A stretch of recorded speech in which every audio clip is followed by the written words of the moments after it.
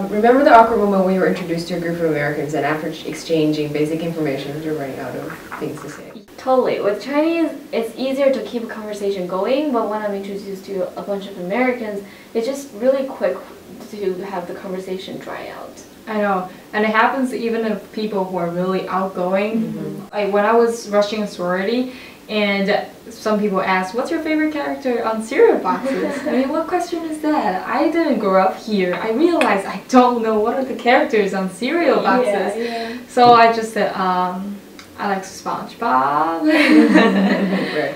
And then we all have similar experiences like that. So why is that? It's not like how we don't know how to speak English. Yeah.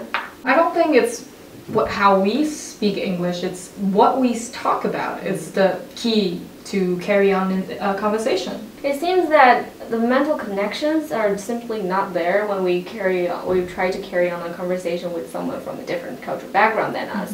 So with that thought, we talked to Professor Shanika Hall, who explained this problem with the concept of schema. Today in class we were talking about peanut butter and jelly sandwich, right? So maybe there's something in your culture that is like a peanut butter and jelly sandwich. It's insofar as it's something that everybody knows. It's something that everybody eats. But maybe in China there's something that close, is, it doesn't even have to be a sandwich. I don't even mean close like in terms of its characteristics, but it's sort of universally understood, right? Everybody knows what this is. Pair. I think 豆浆油条. Okay, and nice. So when you start talking about when American students are talking about peanut butter and jelly, and you realize, oh, they're talking about this. This is something that everybody seems to understand. This is something that is cultural, right? Schema, what is schema? Schema is a mental map of preconceived ideas, and it's a way of structuring and organizing information. And people are very likely to associate new ideas with their preconceived schemas. People are more likely to notice things that fit into their pre-existing schema, and they will distort new information just to fit in the old schemas as well. Yeah, in other words, so we understand the world through our previous experiences. And people from different cultures that have different schemas with what's going on in the world.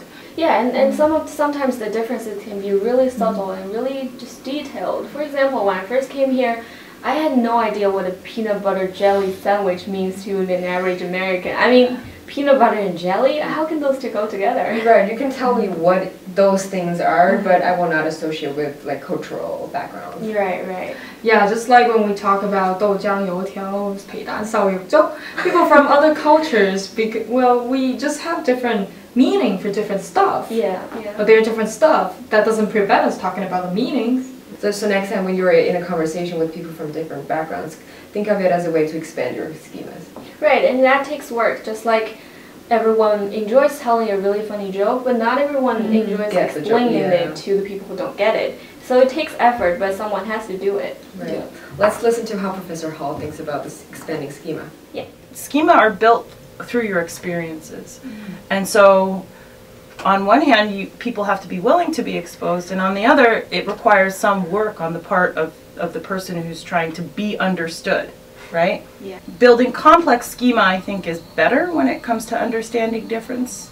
So helping people build schema that are not simple about you and about your culture, right? That are as complex as you are, right? So even if somebody doesn't understand who you are, where you're from, your culture, maybe you can build a schema for difference that is that pairs difference with appreciation. So for example, now we often have a schema, many people have a schema for difference that has a judgment attached to it, right? Like difference is bad. But if we can create a schema that involves a connection between difference and good, that invites conversation. And so when they think about peanut butter and jelly, they may think about its equivalent in a variety of different spaces. But I do think that that's one way where you can start to get your schemas to overlap. You want to be able to talk in shorthand with your friends, right? You want to be able to invite them to think in particular ways just by using shortcuts, by using just a couple of words or a phrase. Friendships are built around that kind of stuff. Improving culture schema takes work on both sides, and you have to work on it. Feel free to leave a comment, and if you want to participate or volunteer, also leave a comment as well, or send us email at wise.channelc@gmail.com. Thanks for watching.